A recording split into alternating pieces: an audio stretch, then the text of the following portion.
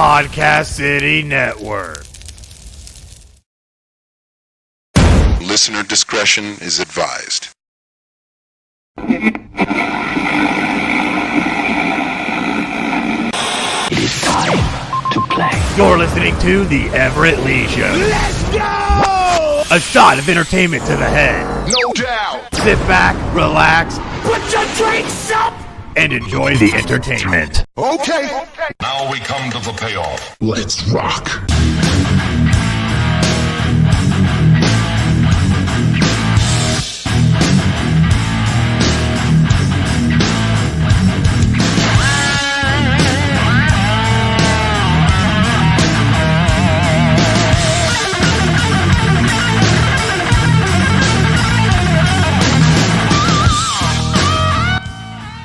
Welcome, everyone, to the Everett Lee Show podcast. I am the Everett Lee. Quick shout out to everyone who follows me on Twitter. You can follow me at the Everett _Lee.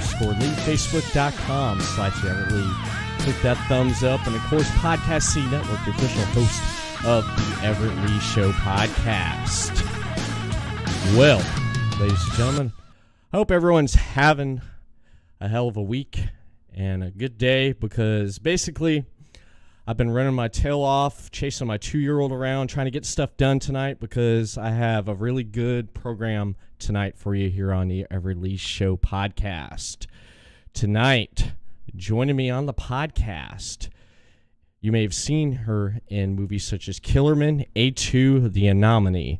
I'd like to welcome to the program, to the podcast tonight. Don't hurt me if I screw this up. I'd like to introduce Yvelisse Cedrez. Hey there. Oh boy. Yvelisse Cedrez. You were so close though. I know, Yvelisse. I like the Yvelisse. name. Yvelisse. Thank you. I like the name. The way I usually describe The way I usually describe it if I have a tab open is that it just looks like you threw a bunch of letters down a staircase. And that's my name. It's worked every time. Wow. Yeah, I'm not great with names. I'm not really great sometimes with the English language, but it happens, man. It does happen.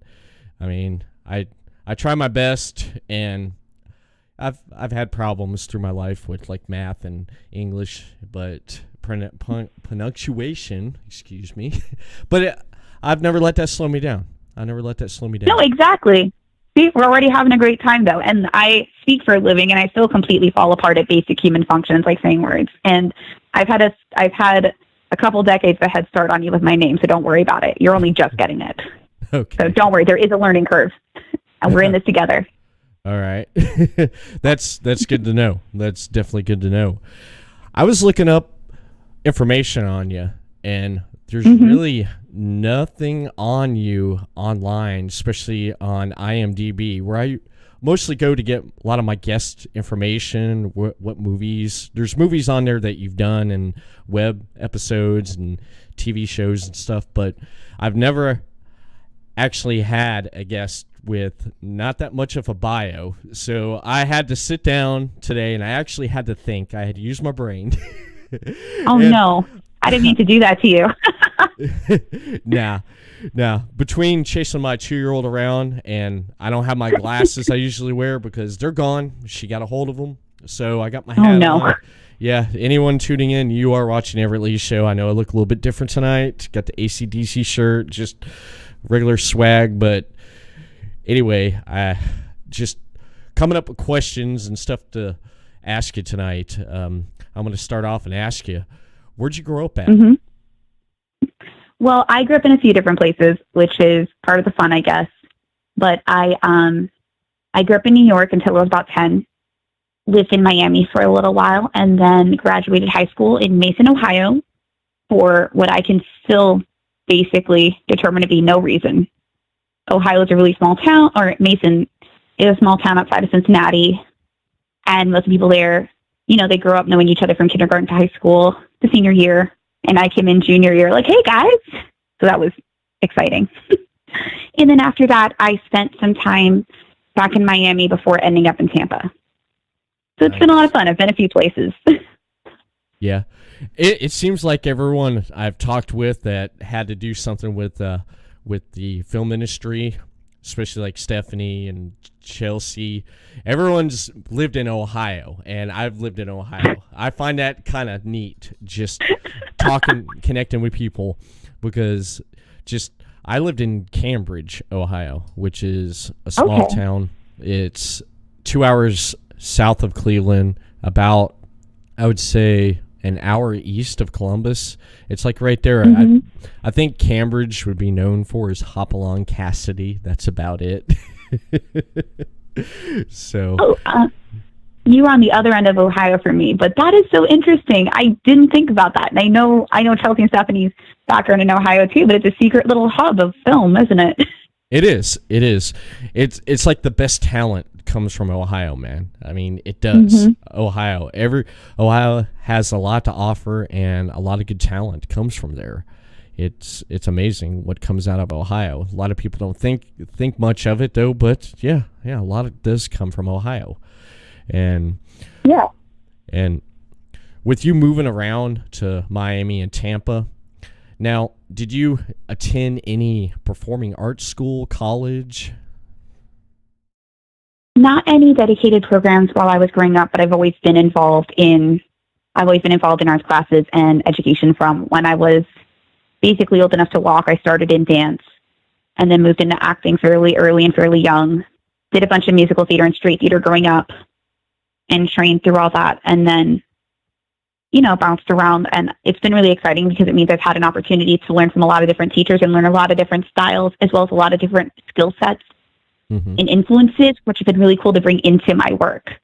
Like locally in Tampa, I've worked with Andy Massini, Performer Studio Workshop, a few different programs like that, which has been, I think it's always a really fantastic opportunity. The more chances you have to learn from, the more wells you can drink from, the more it informs you as a person and as an actor. Oh, yeah. So that's something I've been really grateful for the opportunity for.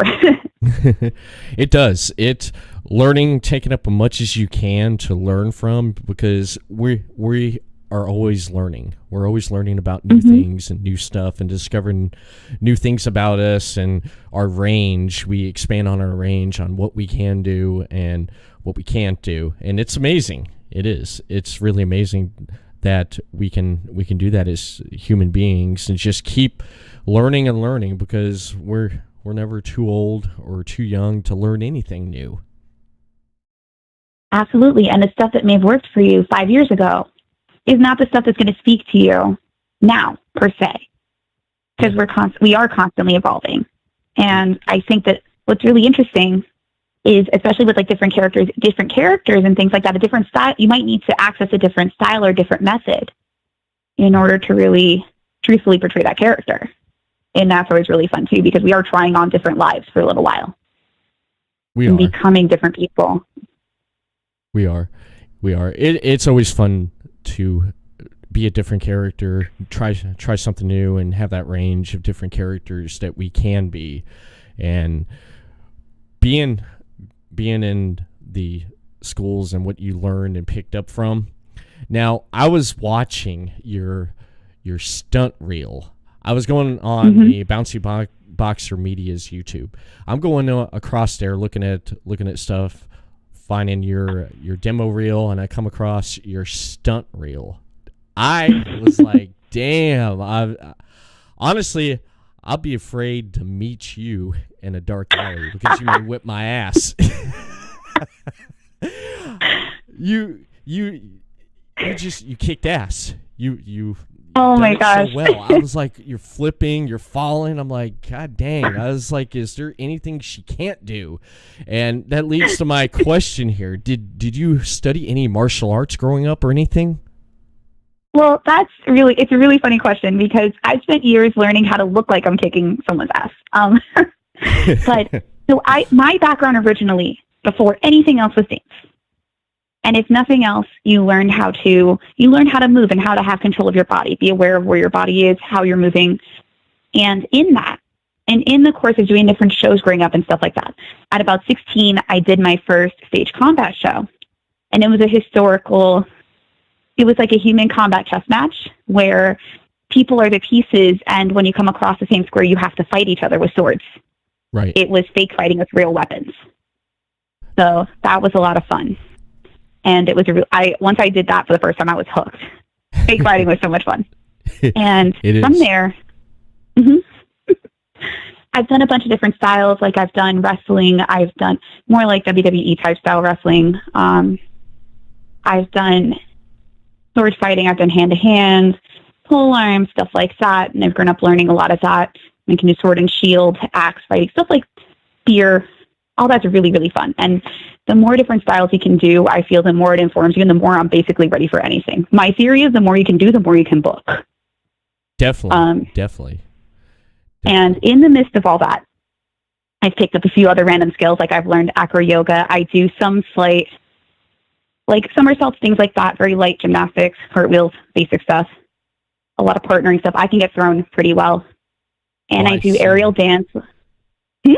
I seen, man, on the stunt reel, you got flipped and you flipped right over. I was like, damn. It is so much fun. I love being off the ground. That is one of my favorite things. And I do aerial dance as well. I do lyra. I do some trapeze. I can barely do so, but I do all that as well. I've done some fire performance with meteor, gas stands. So it's all kind of lent itself to being a more versatile fighter and with stunts and stuff like that. Mm-hmm. But I only actually started learning martial arts in the past year. I started last June in Brazilian Jiu-Jitsu, and I'm about to do my first competition in May. So. Oh, nice. Brazilian Jiu-Jitsu. I heard that's a lot of fun to learn. And is it more, I don't know too much about it, except I heard that it's fun to learn, but is it more defensive or offensive? How is that style? I'd say it really depends on your individual style, but what I will say is it's more grappling than striking. Okay. You're not getting punched in the face and stuff like that, which as an actor, I kind of need to keep the headshot as okay as possible. But it's a lot of joint manipulation. So kind of like with Ronda Rousey, because she knows jiu-jitsu and more grappling.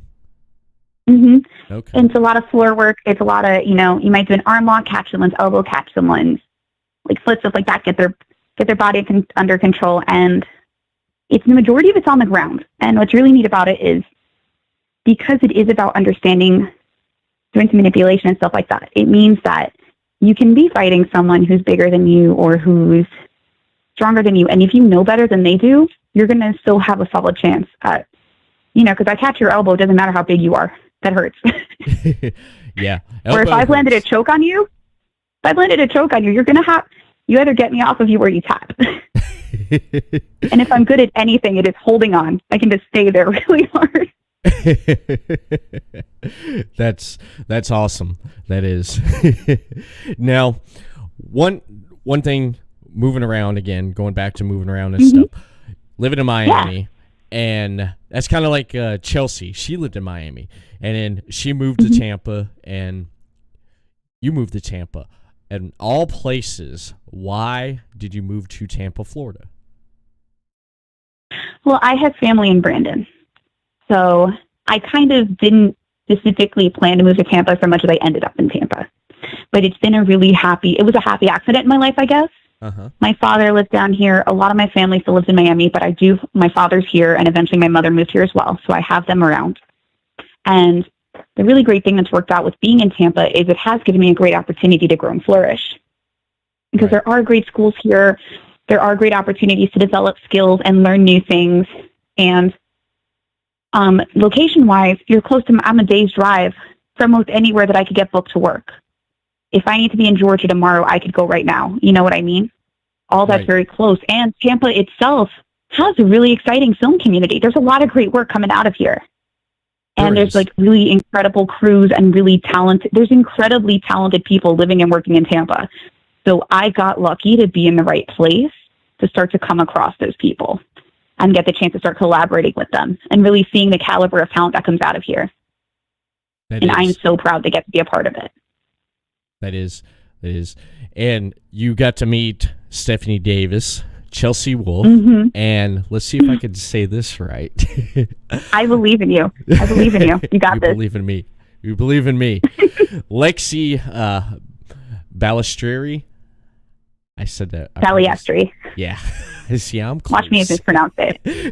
She'll end up messaging me saying, you got it wrong again. That's your way of making sure she messages you. Yeah. But I would definitely be afraid if you messaged me. I mean, I'm just in awe about the stunts, man. I'm like, wow. I was like, own stunts. I was like, this is great. I was like, she can act. She can do her own stunts. I was like, what else can she do? What else can she do? But here's the trade-off. Here's the trade-off on that. I'll give you a secret here. Okay. I can do stuff when it requires concentration. Mm-hmm. I cannot function as a human being when it comes to doing things like sitting in chairs or opening doors. There was a take that we were doing for Hot Mess. It was literally just me sitting at a table. Right. And the blocking was get up and leave the table. Just get up and walk away from the table. That sounds, anybody can do that, right? That's a human, people get up and walk all the time. Yeah. I get up and I forget a small hand, like one of my props on the table. Stephanie goes, oh, go back and get that. The dress ends up under my foot and I completely just eat it. I just wipe out. I had not walked 2 steps from that table. And in the 1 step it took me to pivot and turn back, whop, floor. And they all, oh my God. I'm like, no, it's fine. To be the disaster that I am, you have to be kind of sturdy. Yeah. So if I can do nothing, I can fall really well. Wow. That's great. That is great. It was so bad. They were like, oh my God. They panicked. I was like, no, this is fine. Par for the course. Who I am as a person can't be helped. Wow. That's great. How many? And stuff like that is my life. Let me ask you, how many takes did it do? Did you have to do? Oh God, we did the one, and I kind of hope me completely wiping out ends up in the tank. I don't know if it made the final cut. I really hope it did. I think technically, it's going to have to because that's continuity. That's that prop. Is it? Whoop. I guess we'll find out. Listen, I'm as excited or terrified as everyone else is to watch this when it comes out. I am too. What was the question? Oh, okay. I didn't even start drinking yet today, man. I'm drinking orange juice. You're drinking like a wholesome person. But you've been on a struggle bus today. It's been a hard day for you. Yeah. It has, dealing with the 2-year-old. I poured myself a tall glass of Miller, and I think I've only taken 1 sip from it during the last 18 minutes. That's it. But I must be becoming a lightweight. But the baby's taking your strength from you. That's it. She's stealing your power. Don't let her have it. She's 2. She doesn't need it. She doesn't have a job. No. I told my wife one time, I was joking around with her, and we mentioned about when her birthday was last year. Oh, she's going to become 2 years old. I said, that's great, because next year she can start working and paying rent. And my wife looked at me, it's like, that's not nice. I was like, I'm kidding. I'm freaking kidding, man. I don't mean to get involved in a domestic dispute on this, but one of my major hobbies is asking babies what they do for a living or telling them to get jobs. I'm like, hey, slacker, get a job. And it's fun because I'll ask babies sometimes. I'm like, so what do you do for work? And they'll say things like, I have fun. And I'm like, yeah, how much does that bring in a year? Are you working on your resume? What's that? I thought so. Gotta let them know. Make those expectations clear early on. Who do they think they are, little freeloaders? Oh, man. If you see my daughter, you'd fall in love with her instantly. Every time I show a picture of her, everyone's just like, oh, she's so beautiful. And just she has me and my wife's blue eyes, and her eyes are like really blue. And it's during certain times of the day, it's just that they get really blue like mine do. And then mostly just stay dark like mine. But when she was first born, she looked like me, and as she's gotten to where she's at now, she's looking more characteristics of my wife, which is awesome. But when she was first born, I couldn't say nope, she ain't mine because she was dead on, man, dead on. But and now she's given mom a little bit of credit for the rental space. Yeah, you could say that. You definitely could. If you don't mind me asking, what's her name? Her name is Callie. It's with a K. Oh, K. I love that. Llie. Callie. Callie Ann Everett. I love that name. That is so cute. And I might be a little biased. I did a show called Stop Kiss, and I played a character named Callie.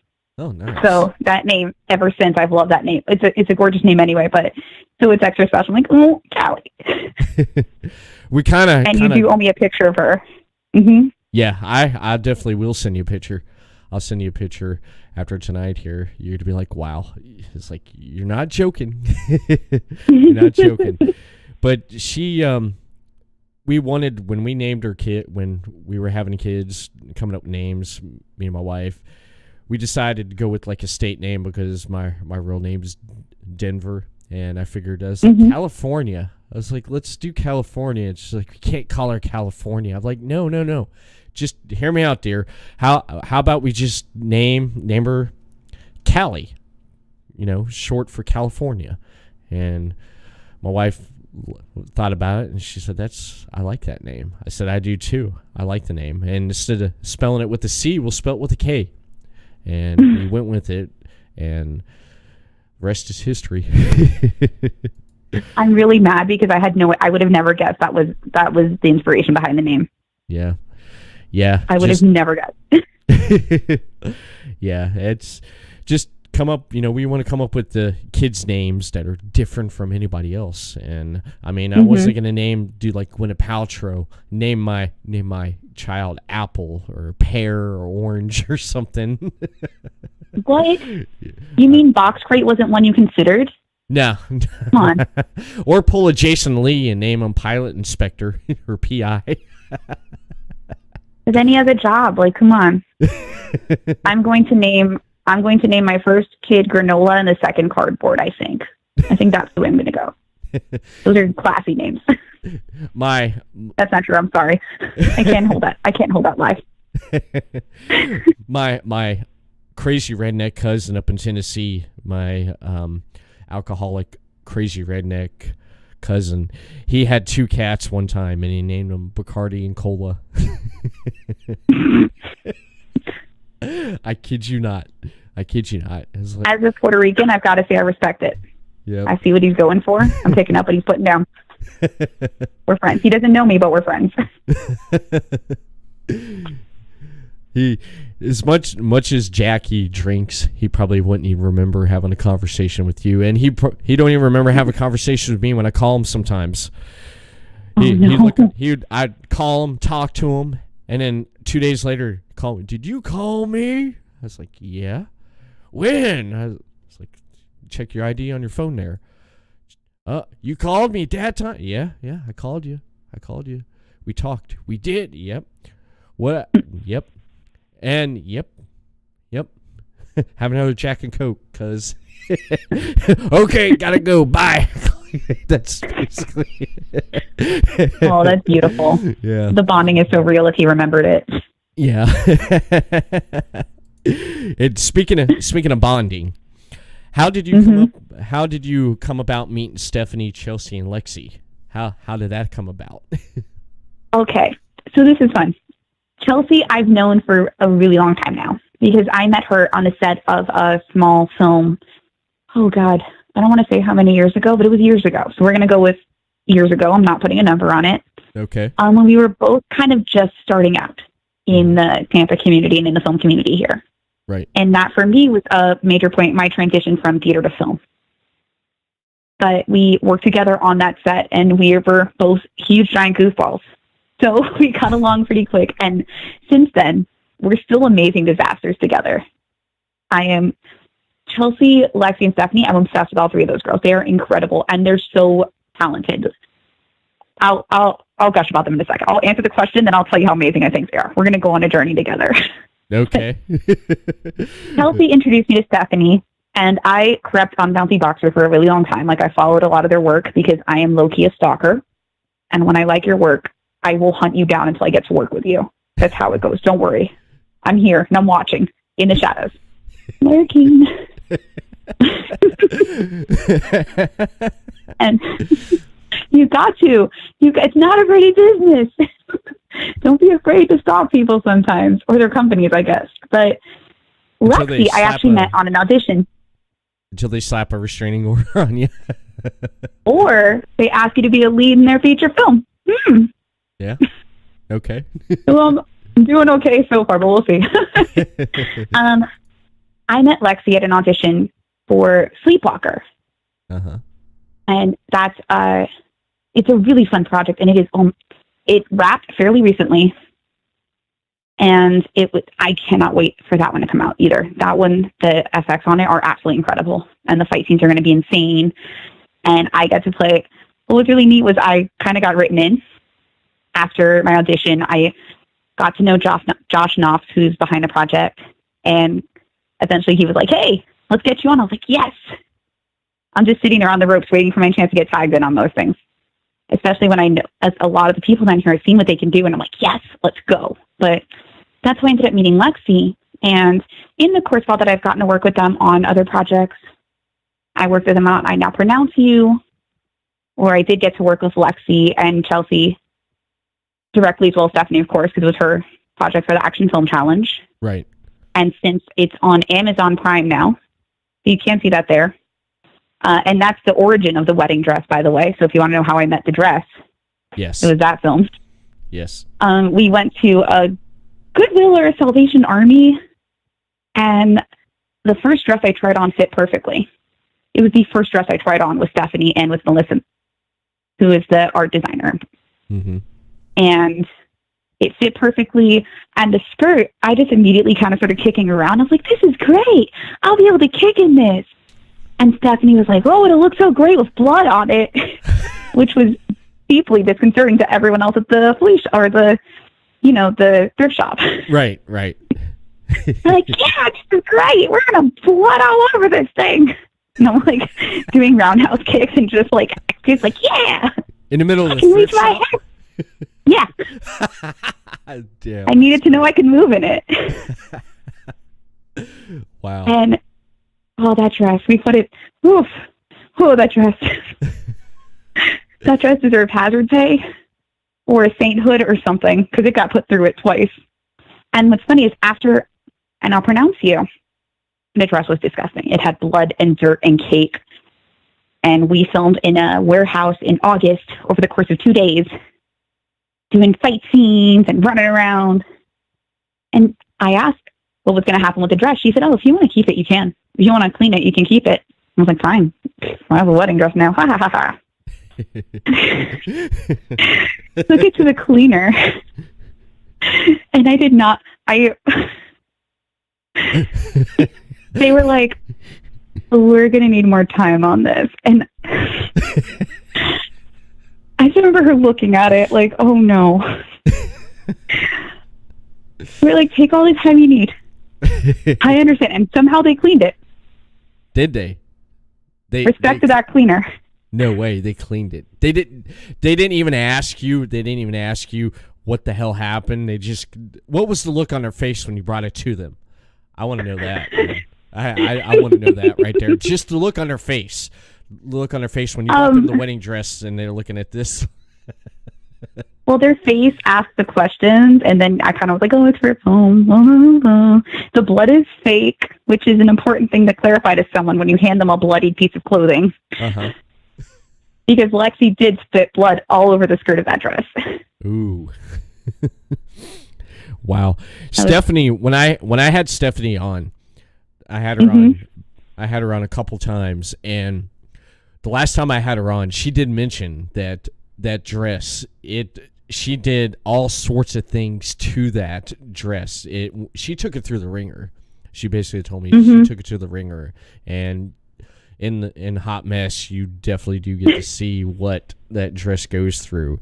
And every time I try to nudge just a little bit because I know the movie comes out May 1st, and I'm trying to get little information here and there, and just, everyone's been tight-lipped about it, which I think it's great because not too much is given away, not too much is said about it. The only people that know anything about this movie that is the ones that worked on it and who starred and co-starred in it. That's about it. Everyone's been tight-lipped about it, which I think is great because you don't want to reveal too much, though. But every once in a while, I'd kind of try to push the envelope, try to find out a little bit, and it's like, nope. It's like, it's just gonna have to wait, just like everybody else. The level of disaster, if I were to sit here and tell you, it wouldn't have the impact. And also, it would sound like I was making stuff up. Because the level of disaster that happens is just, oh boy. What was fun was even when we were filming, we kept it secret from the rest of the cast. Mm-hmm. Only certain people got to see what happened to the dress while it was happening. No way.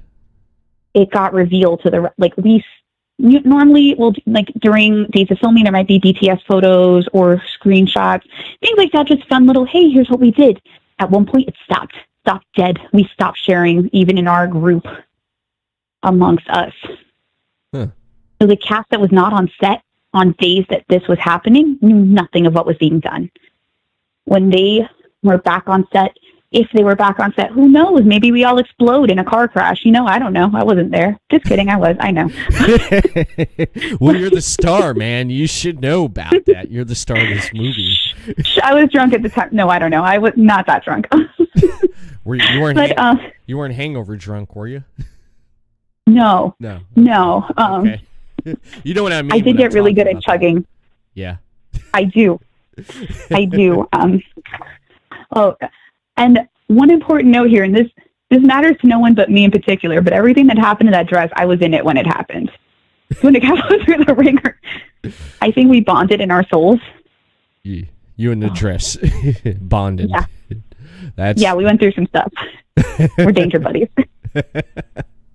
Wow, that's great. Yeah, that's it was great. So cool when people, because at various points, obviously, people came back across things and got to kind of be updated on what was happening or see the dress.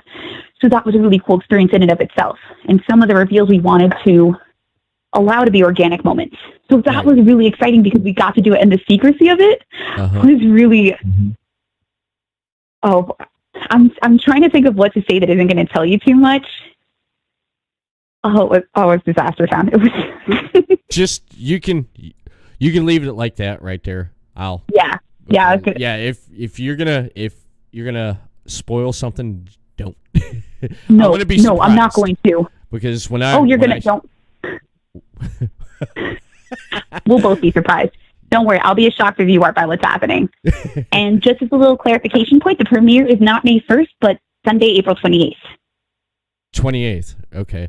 I'm just going by what's on IMDb, where I get most of my information at. And it's funny because one time actually I had a guest on and I was talking about stuff that was on IMDb, and they're like, "No, that's actually wrong. It's actually this." I'm like, "Well, I got it off of IMDb." "No, it's this." "Oh, okay. All right." IMDb lied. That said, IMDb is lying, so I'll make sure Stephanie knows about that. But yeah, if anyone comes to the premiere at the Sunscreen Film Festival on April 28th at 11 a.m., I will be there, and we can pregame because it's going to be exciting, and it's going to be a great time. I'm actually really looking forward to it, and it means that we get a couple days earlier than the first, which is good because I'm dying to see this. I haven't seen a final cut. I've barely seen couples of moments, but I know what happens because I was there, but the final cut and how it all comes together will be as surprising to me as everyone else. Yeah. The trailer is, I mean, pretty awesome. When the trailer came out, Stephanie cut that really well, and it didn't give too much away. Stunning work. Yeah. It didn't give too much away, and it lets you know what the movie was about, but not telling too much about it. Kind of like it's kind of like Avengers Endgame. You know something's going to happen. Something's going to go down really big, whatever involved, but you don't know exactly what's going to be happening. Same thing with Hot Mess. You know, something happens where Bella, right? That's the character you play. Yeah, Bella. Something happens where basically she gets with Chelsea and Lexi, she drinks, she smokes, and the dress gets destroyed some way, somehow, and is she still going to go walk down the aisle looking like that, or what's going to happen, or is she going to get cold feet? You don't know. That's what I like about it. It's going to keep my interest. It's like, what the hell is going to happen? And I do like the trailer where you guys are sitting there. I told Stephanie this, and Chelsea and Lexi. I told all three of them. I love it when in the trailer you're sitting there smoking and drinking and stuff. That's just great. It's just oh my carefree. God. Filming with Chelsea and Lexi, with Stephanie too, because Stephanie is like, she put the craziest girls that she has together and let us go. Right. She gave us so much freedom to kind of have fun and be ridiculous. And so working with, oh my God. Yeah. What was it like working with them? I have always had an incredible time getting to collaborate with them as artists, but also just getting to hang out with them as people, because they do always keep that human element on set. And that's, as an actor, that's really important. And it's really nice to get to enjoy that bonding together. And I feel that it is going to show really well on screen because we are genuinely having a fantastic and ridiculous time. Right. It looks like it. Mm-hmm. Oh my gosh. I'm getting to... There's script. Stephanie wrote a stunning script. Like when I first got my hands on the script, I cried reading it. There's so much in it, and I feel really privileged to have gotten to be with Stephanie through a few projects now, and gotten to see her evolution as an artist, as well as, you know, of course, working through my own.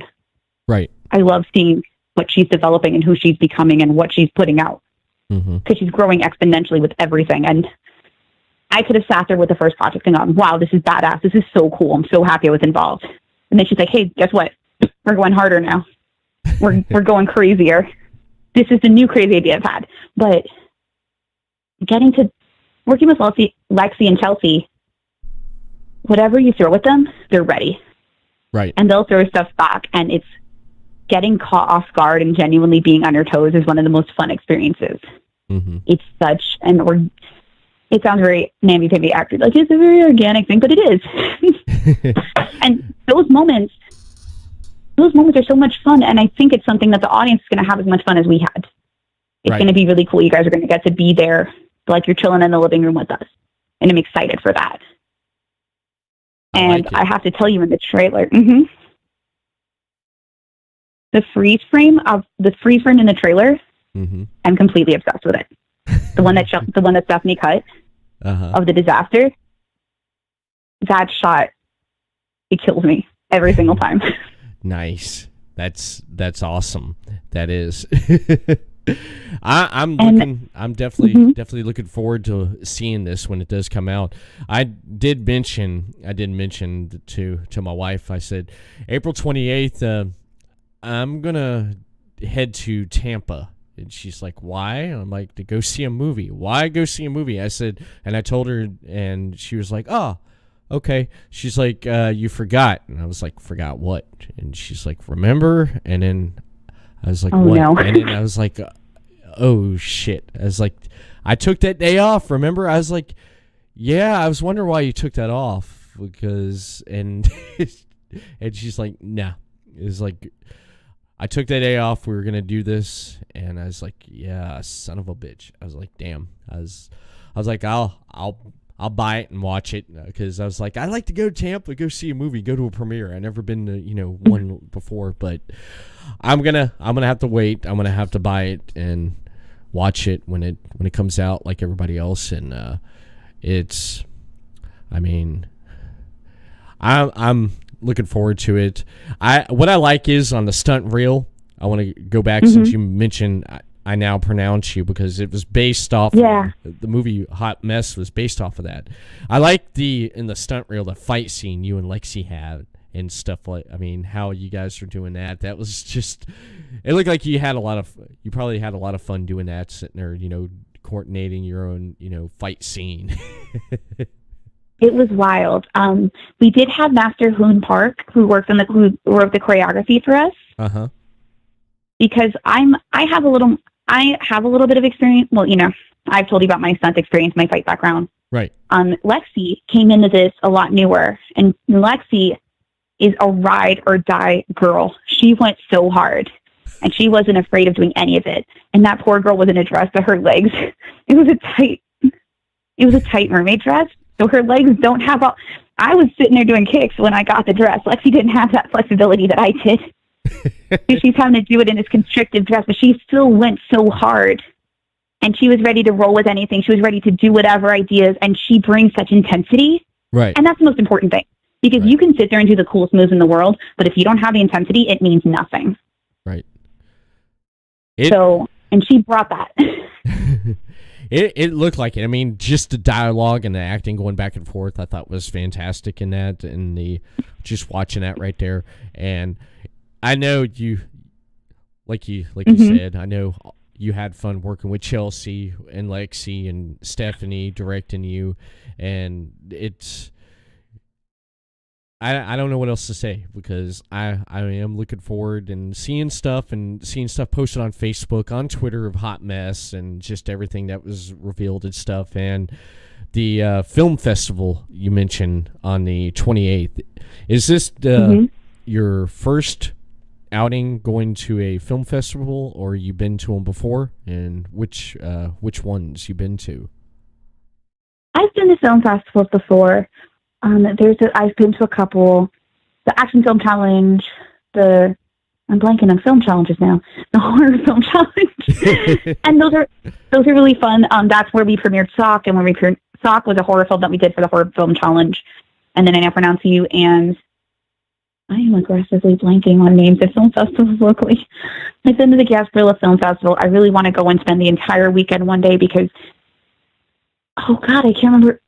I've been to film festivals, I swear. But what's really fun about them is that you're basically getting a buffet tasting of all these different projects. And you're getting to just kind of wander from theater to theater. Right. And what's really neat is they'll do like short film blocks. Mm-hmm. There's feature film showings, of course, and then there's short film blocks. And they'll usually be done in categories like action or monster film or spooky, scary hour o'clock. I don't know. But you'll just get bam, bam, bam, bam, back-to-back films that are short.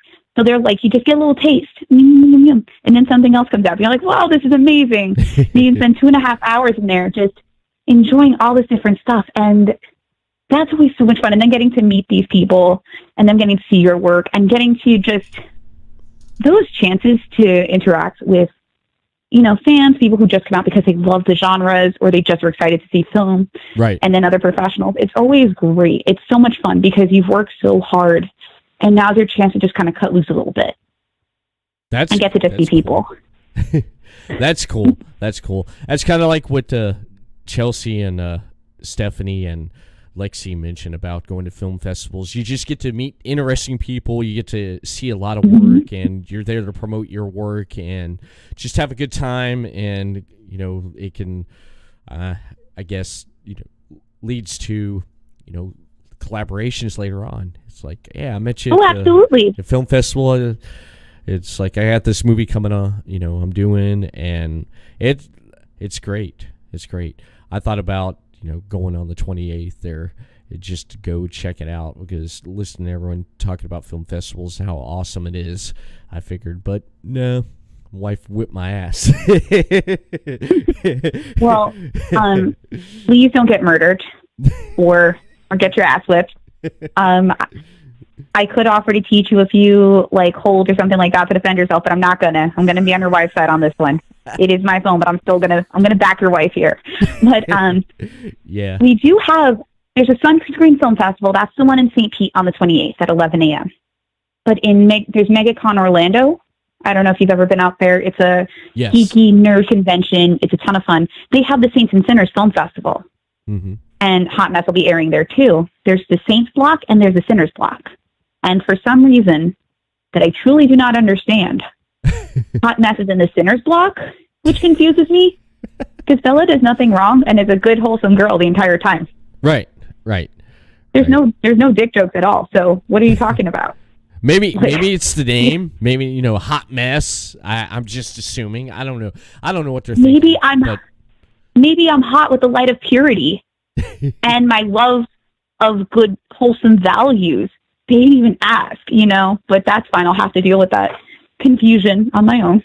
Yeah. But so at the Saints and Sinners Film Festival, we're in the Sinners block, and that's Sunday, May 19th at 11 a.m.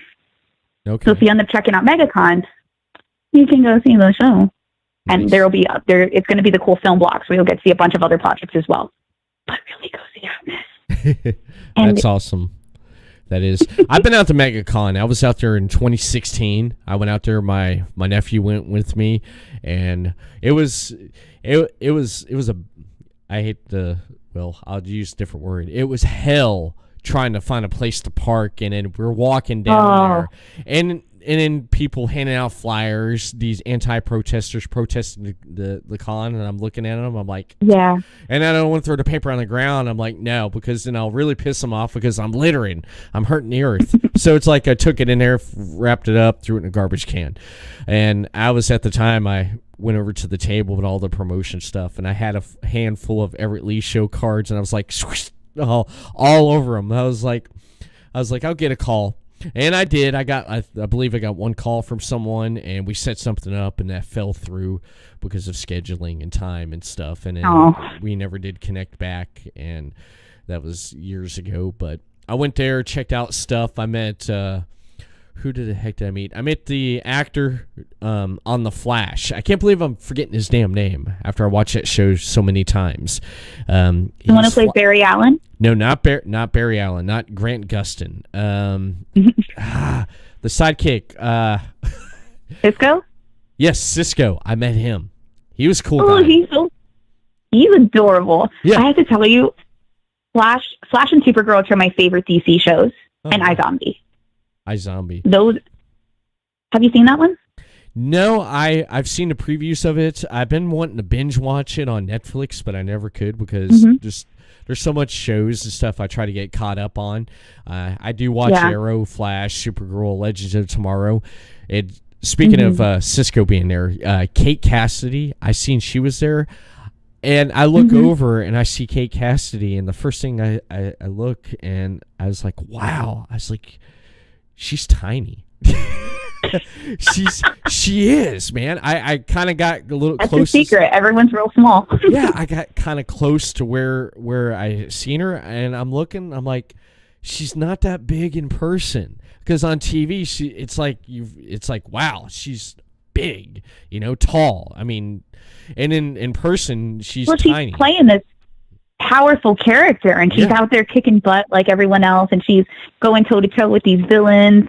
And it's funny because when you have a strong person, I have this weird theory that when you have a strong personality, a lot of times you come across as a little bit bigger than you are because your energy kind of fills the space. Right. I had a family member legitimately tell me that they thought I was 5'8", and I'm 5'5". Really? And it was a very odd moment for me because we grew up together. Uh-huh. Just like, yeah, and you're 5'8". I'm like, no, I'm not. I am very average height, which is kind of annoying because it means I'm too short for the tall girl roles and I'm too tall for the short girl roles. I'm straight in the middle. But anyway, not the point. Kate Cassidy is tiny. And I think I might have been there 2016. 2016? I had friends. I might have ran into you. Who knows? I might have walked by. We might have passed each other in there. Just, and we didn't know we were meant to be friends later and meant to do a kick-ass podcast together. Hell yeah. It was in the future and in the stars. My tip would be just once in your life, a convention like MegaCon or San Diego Comic-Con or Magic. There's a ton. If you like nerdy convention type stuff, you are in the right area. There's a ton around here. Oh, yeah. But one of those, get a hotel room for the weekend with a group of your friends so that way you're not worrying about parking every single day, and enjoy the convention and just have your room in stumbling distance. And that is how you do it, because I have a lot of experience at these things, and that would be my recommendation for you just once. Yeah. Bring your wife out. Just go and cut loose for a weekend, because it is so much fun. And it's definitely a different experience when you get to kind of wander and you're not worrying about how you're going to get out of there or how much a parking's going to be. Worry about that Sunday when you're leaving. Oh, talking about leaving and parking. Mm-hmm. Now, this was crazy. I don't know who thought of this.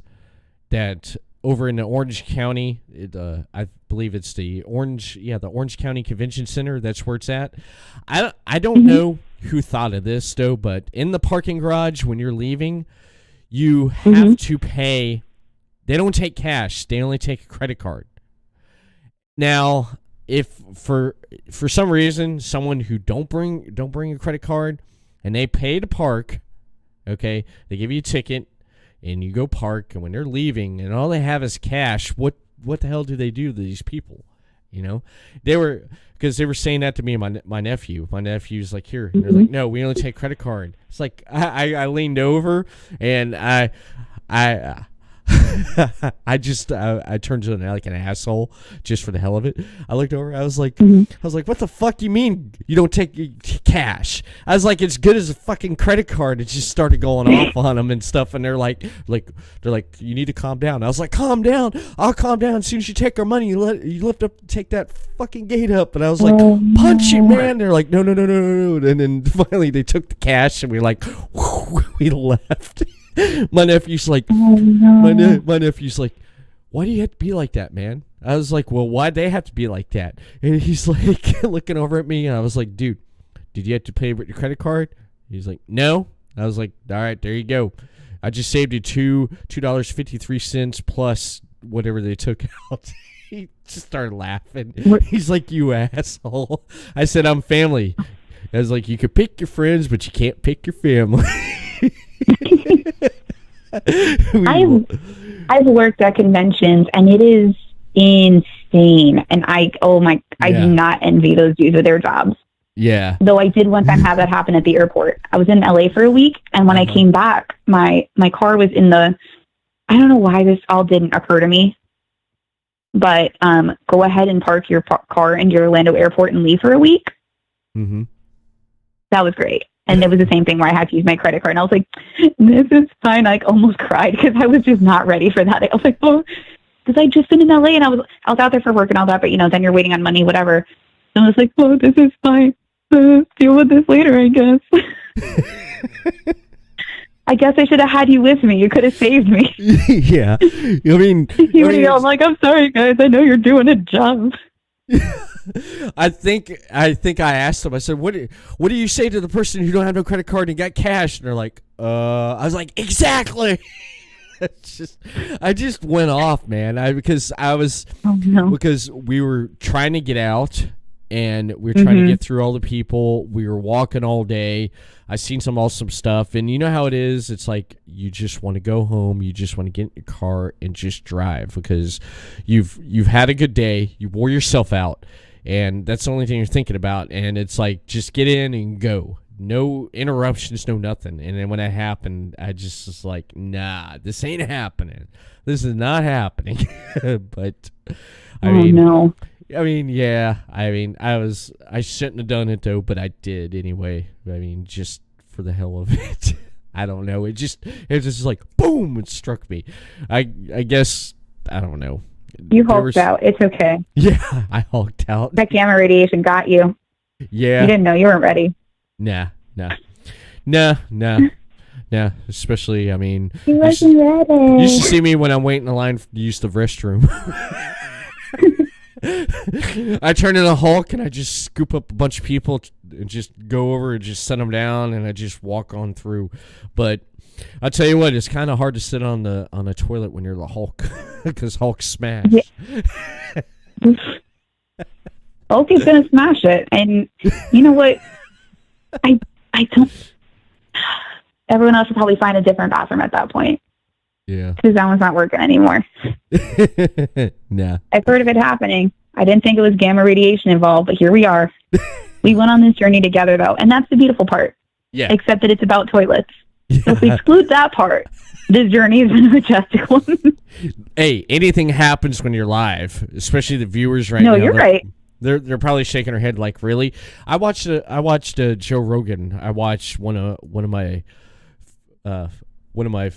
comics that I like. He had on there. It was Jim Norton. He had Jim Norton on there. Mm-hmm. they ended up going in talking about spools and bowel movements, and I'm sitting there, I'm like, really? I'm like, you never hear anybody talking about this stuff. I was like, that's the beauty of podcast and stuff. It goes anywhere. The direction the topics go anywhere, and it's just open conversation and just kicking back, having a good time. And we've had a good time tonight, just talking about a lot of different things, and I've enjoyed it. I definitely have. And one of the other questions I have here is talking about films and stuff. What films have you completed already and that are coming out soon or in the future? What do you have in the can or that's about to come out? Well, I've got a couple pilots and a couple shorts. American Wasteland is one that was done by Good Enough Films, and it's one that we filmed the pilot, and I am so incredibly excited for that to be completed. That one's, I think it's in post. It's in post right now. But I know it's chugging along. They made a lot of progress. They put in so much work and passion into that project, and it was such an honor to be with the talent and with this. Okay, I'm trying to think of how to even explain it to you, to give you a little bit of a taste of it. Okay. It's called American Wasteland, obviously. And that's not American Wasteland, it's American Wasteland, because America. It's set in a future where the rest of the world has bombed America. And you know how Australia was a prison colony in the past? Yeah. And America's become that now. So you have these raggedy, dirty survivors who are dealing with the waste and with these like zombies and monsters and crazy people, and the heroes are the most ridiculous people you can come up with. It's a comedy as well, nice. And I cannot wait to see it come out. And some of the stunt stuff, I get to do stunts again. Yes, they let me do things. That's cool. That's cool to get to do stunts. Yeah. Yeah. And some of the effects and stuff like that, because they did practical effects as well. And a couple of the ones they did are insane. I don't remember if they were released publicly or not, so I'm not gonna risk divulging details there. But when it comes out, or when more teasers and trailers and things like that come out, definitely see it. It's on Facebook, American Wasteland. You can find it. And there's I did a couple shorts of Standard Protocol Productions, one of which is already starting to make the rounds at film festivals. It's called No Parking.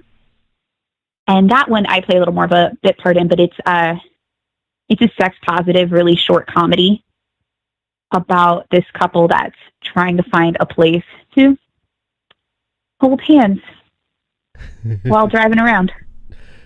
And my parents will never be allowed to see that film. No one related to me may see that film because there is an after credit stinger. So if you ever see it, stay for the credits and try to be able to look me in the eyes afterwards. But it's really neat because it's completely unafraid to just talk about sex, and not anything incredibly crass or inappropriate. It's just a really fun, lighthearted look at it.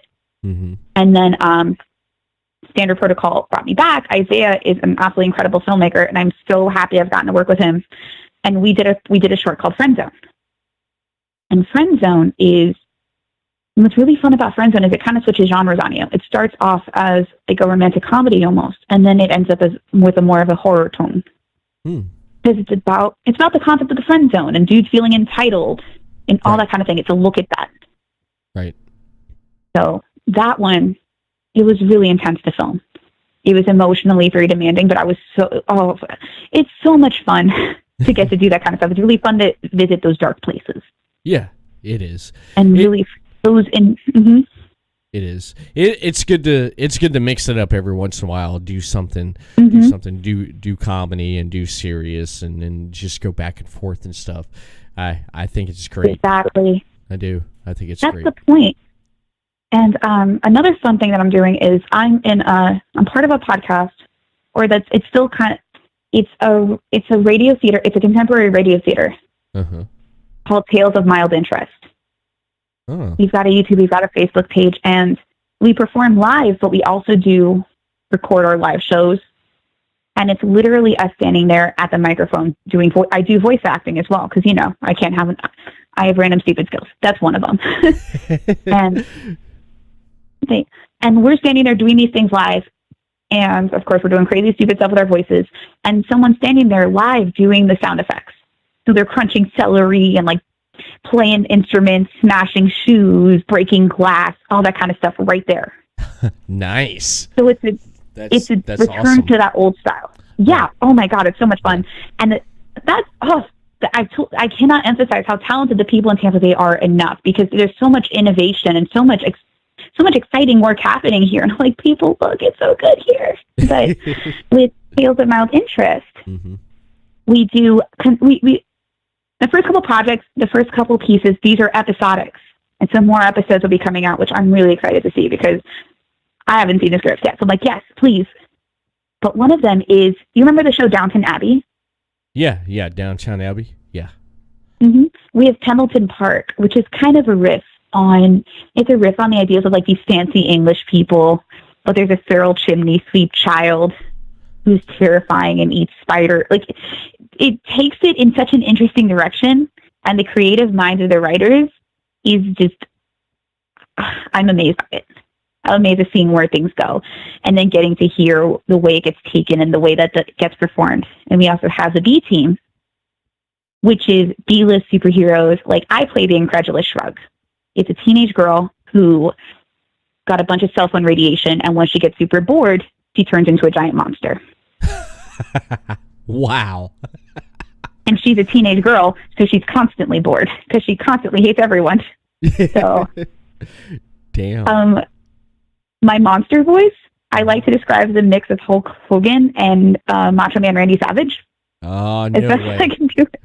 I'm a wrestling fan. I'm a wrestling fan, and here on the podcast, I do interview a lot of wrestlers, a lot of independent wrestlers, and one of Podcasting Network sponsors is Kentucky's Own Wrestling, and it's Kentucky's Own Wrestling is run by J.J. McGuire. He collaborated with Jimmy Hart on a lot of the classic WWF interest themes like Hulk Hogan, Macho Man Randy Savage, Junkyard Dog, Coco Beware.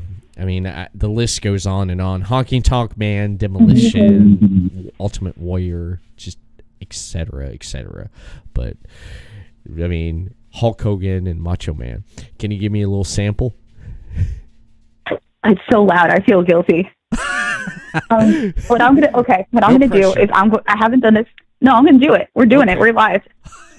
What I'm going to do is attempt to do, because it's been a minute, a transition from because what was really fun was always going from Susie, because Susie's going to be a little bit higher because she's a teenage girl, and the fact is I'm going to have to speak up here because I could speak in my normal voice, but it does sound a little bit older. So now I've got to transition. I'm going to move the phone away from my face because normally this is out of mic. I'm so bored right now, like that kind of thing. I'm screaming. I'm so sorry to my roommate. Oh, man. That's great. It's so much fun. Well, I bet, man. I bet, especially getting to do that and getting to do different voices and do characters through the voices. That's great. I do impersonations every once in a while. I do Stone Cold Steve Austin sitting here drinking a Budweiser. What? Oh yeah, brother. Yeah. That's a good Steve Austin. What? Hey, brother. You gotta have anchors. Yeah. Let me tell you, bad. brother. I can't do it. My friend David, who has his own podcast on the Podcasting Network, Deathmatch Wrestle Podcast. He does a great Macho Man. He kills it doing the Macho Man, which is great. It's great though.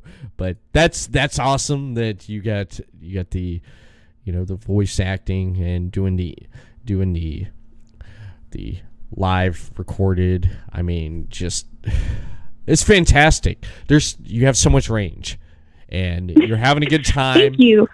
You're welcome. You have you have a good time doing it. One thing I want to ask you, Hot Mess, is Hot Mess your first starring feature or? Yes.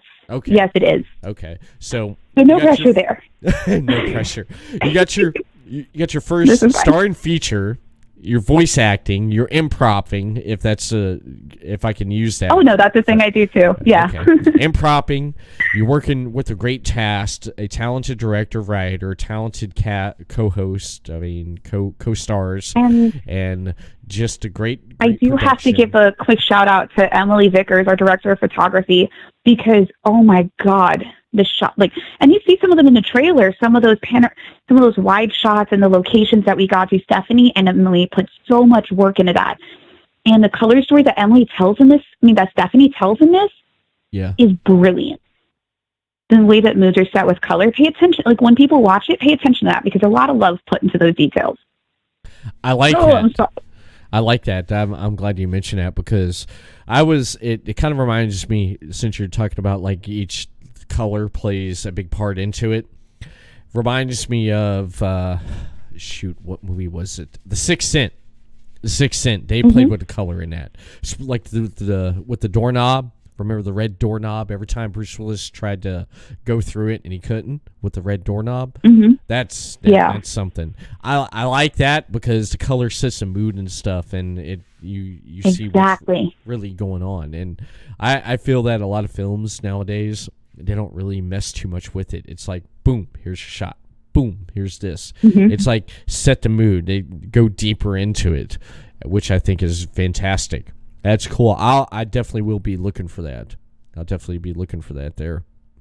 Now, anything else you want to mention right before we close on this podcast? Any plugs? I do want to say it's been fantastic getting to talk to you, and I've really enjoyed tonight. Just do a quick little recap. Of course. Do a quick little recap of when you can see Hot Mess in a Wedding Dress. Sunscreen Film Festival at St. Pete on Sunday, April 28th at 11 a.m. The Saints and Sinners Film Festival at MegaCon Orlando, which is going to be Sunday, May 19th at 11 a.m. And the film is going to be released on Amazon and Vimeo late May. So, if you have not had enough of staring at my face by that point, and you want me living in your home with you, that's how you do it. Or I guess just ask. Who knows?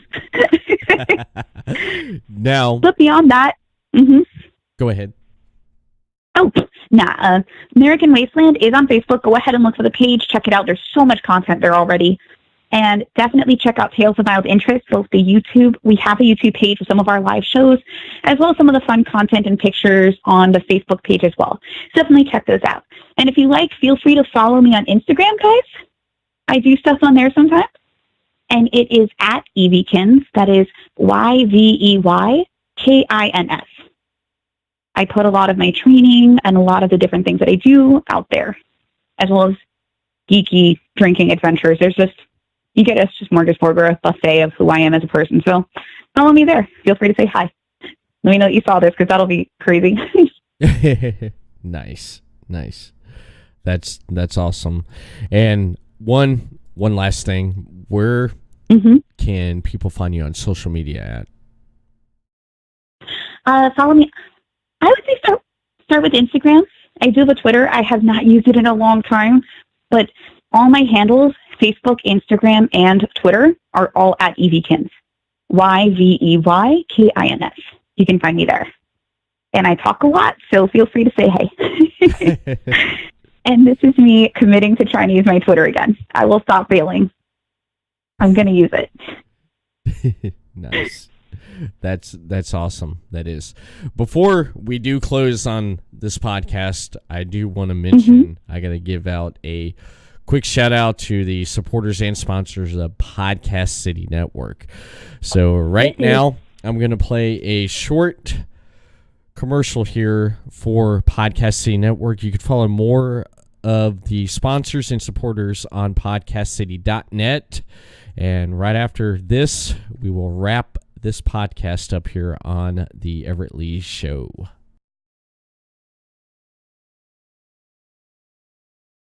The following support and sponsor Podcast City Network.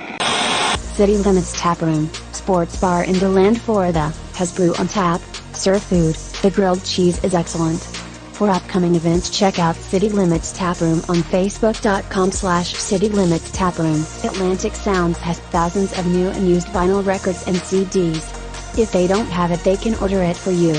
Same location since 1982. For more updates on what's new, check out Atlantic Sounds on Facebook.com/Atlantic Sounds Vinyl. Sports Sanity Customs have worked with organizations from custom embroidering polo shirts to jerseys for your kids' baseball team. They do it all. Armed with state-of-the-art equipment and an in-house design team, they are equipped to take on your next project. Visit their website to learn more, sportsanitycustoms.com. Visit Sports Sanity Customs on Facebook.com/Sports Sanity Customs. 3 Count Design offers a wide range of graphic design products, video, photography and other forms of media. Everything from t-shirt designs to websites.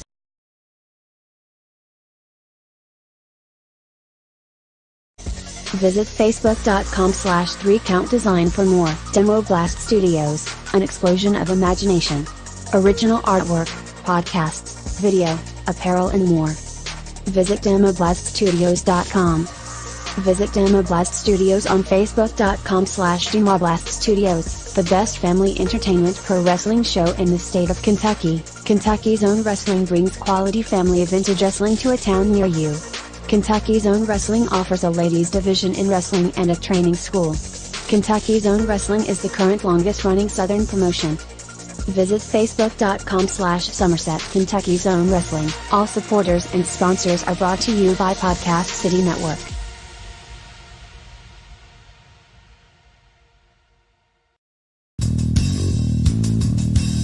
You're listening to The Everett Lee Show.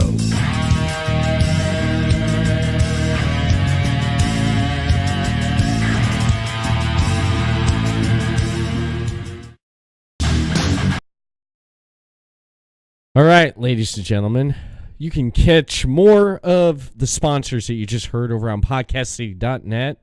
And also, you can follow Podcast City Network over on Facebook, Podcast City Network, and on Twitter at Podcast City Net. Make sure you hit that subscribe button to Podcast City Network on YouTube, where you can catch episodes of The Everett Lee Show and many, many more podcasts on the network right there on YouTube. So be sure to hit the subscribe button and follow Podcast City Network on YouTube. And right here on twitch.tv/Podcast City Network. Make sure you follow and subscribe to us on here too as well. And right before we wrap things up, I want to mention that coming up here next couple weeks, I got some really good guests coming up on here on the Everett Lee Show. I want to mention next week on April 17th, I will have none other than wrestling manager Damian Saint. A one-on-one interview finally with him, because he's been on ELS Uncut with me plenty of times, and he's been on just the Deleted Wrestling podcast, but now I get a one-on-one time with Mr. Damian Saint. And be sure to check that out here next week on the Everett Lee Show. And in 2 weeks, be sure to check out film director, producer Dominic Smith will come on the Everett Lee Show to talk about Terror Tales. Yes, that's right. That's right. Yes, he's amazing. He is. He's been on ELS Uncut last year, and he's coming back on to discuss Terror Tales and much, much more on a podcast in 2 weeks, so be sure to check him out. And last but not least, May 29th, right here on the Everett Lee Show, I will have Stephanie Davis, Chelsea Wolfe, and Lexi Balstraya, all on Ballarestri, thank you. All on at the same time, right here on May 29th, Wednesday at 9 p.m. Eastern, 6 p.m. Pacific, Bouncy Boxer Media, 3 driving forces, all on the same time. I'm going to have a triple threat, man. So pray for me because we're going to talk about a lot of things, with a hot mess to a wedding dress to different varieties. And also, you like drinking, there's going to be a lot of drinking involved too. So be sure to check that podcast out on May 29th right here on twitch.tv/podcast network of the Everett Lee Show.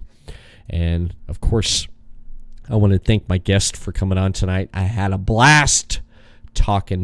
Thank you for having me. Yeah, it's been fun, man. It has been fun, but I hate wrapping things up, though, but, gotta ride off into the sunset tonight on this podcast here, so I'm gonna cue myself out. All right. And that is it for the Everett Lee Show, and I want to thank everyone for viewing and tuning in tonight, and be sure to follow Everett Lee on Facebook, the Everett Lee Show, and on Twitter at the Everett_Lee. Everett Lee signing off. Have a good night, and we'll see you again next week for another episode of the Everett Lee Show. Peace. Good night, you guys.